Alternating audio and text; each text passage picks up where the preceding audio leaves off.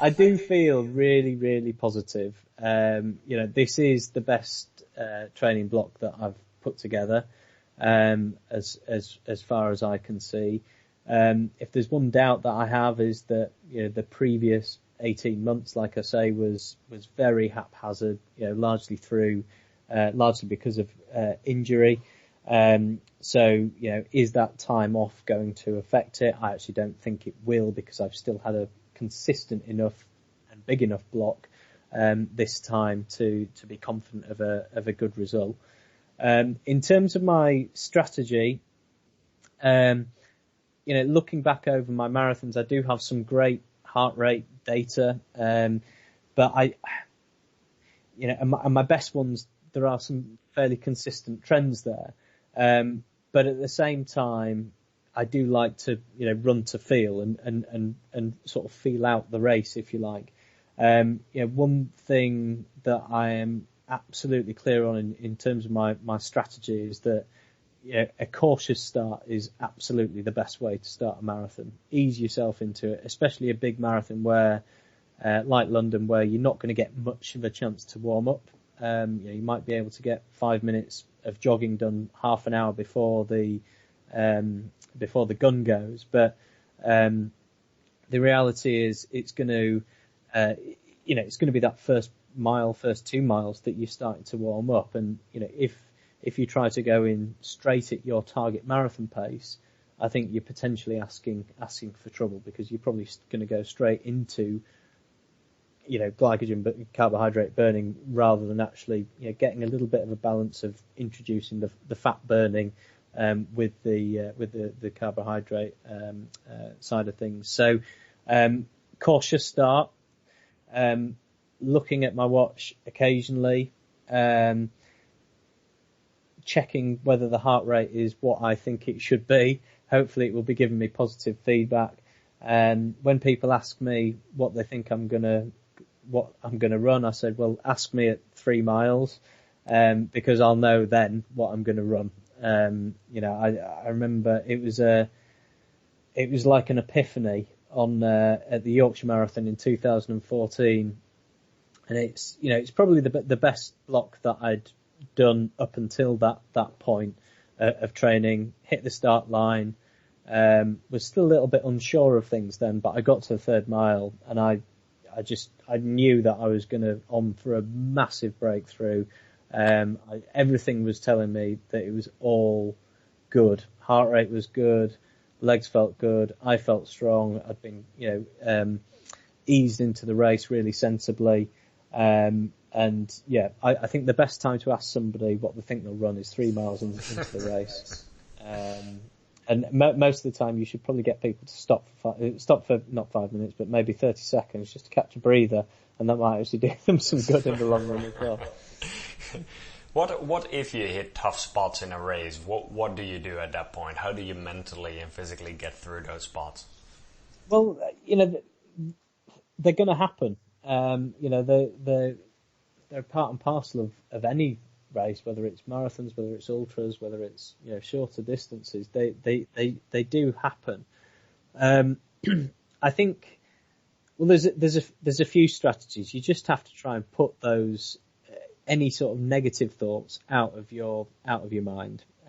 It's embrace it, really. That's what you've trained for. You've trained to come across those bad spots. But what I have found is that the races that you run well, those bad spots are massively reduced. And so it's always this case of actually using your brain to run the first sort of 20 miles, and then certainly where the marathon's concerned, and then using your heart and soul really for the last 6.2. That's what it sort of boils down to for me.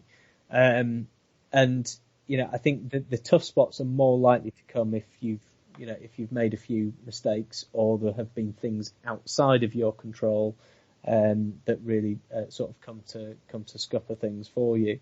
But just remain positive. You'll try and work out what the problem is. If it's something that you can deal with, deal with it. Is it a fueling issue? Have some fuel. You know, I talked about Hamburg Marathon earlier. Perfect example. I didn't have a clue what I was doing. But one thing's for sure is my instinct told me that I needed some energy as soon as I hit that wall. And that's what I did. You know, we're all, you know, capable of working these things out for ourselves. But there will be times where we make mistakes, but we just got to try and work through them. You know, I look at I've only run for England once. I ran in the Toronto Marathon in 2016, and you know, I didn't run that race particularly well at all. And the reason being is, well, it was a very humid day. I knew I was in really, really good shape, but I wasn't listening to what my body was telling me in the race. You know, I'd set off with a time goal in mind, which, considering the conditions, was not sensible. You know, it just proved to me the only way to run a race is to turn up, run to effort, feel it out, ask yourself whether it is the right pace. Is it too quick? Slow down a little bit. Is it too slow? Speed up a bit. If you're unsure, that's probably about right.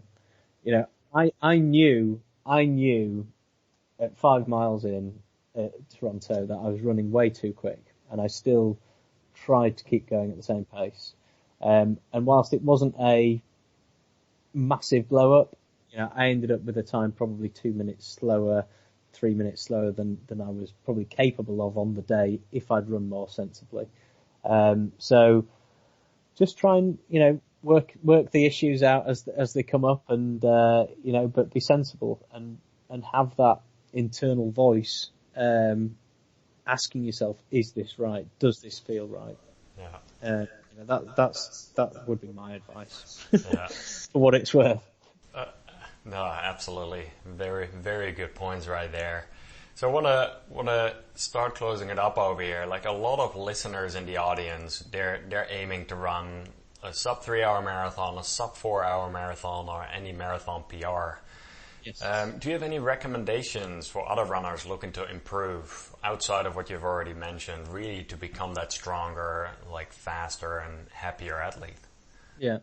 Well, I think, yeah, everybody has a level of innate talent. So, you know, and where you sit on that distribution curve is, you know, is anyone's guess. You know, some people are, you know, are always going to run very, very well. You know, I'm pretty sure Eliud Kipchoge probably sits, you know, to the right side of that curve.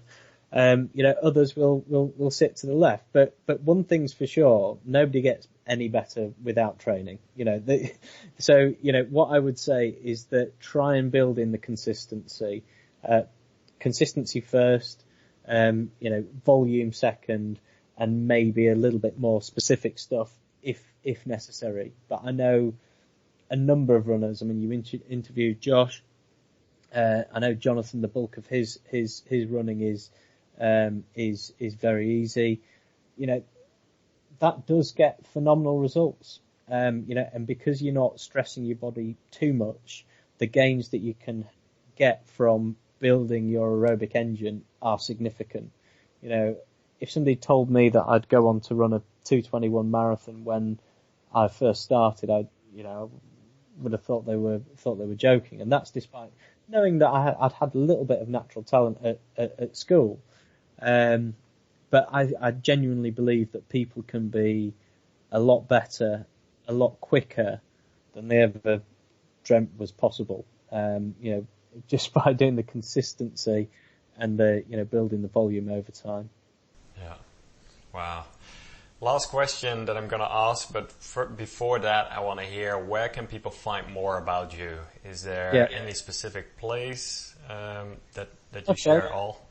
Yeah, I do have a blog, which I initially started writing really just for me to sort of track my numbers and get a diary of what I was doing training wise. And over time, you know, people found it quite interesting. But that's running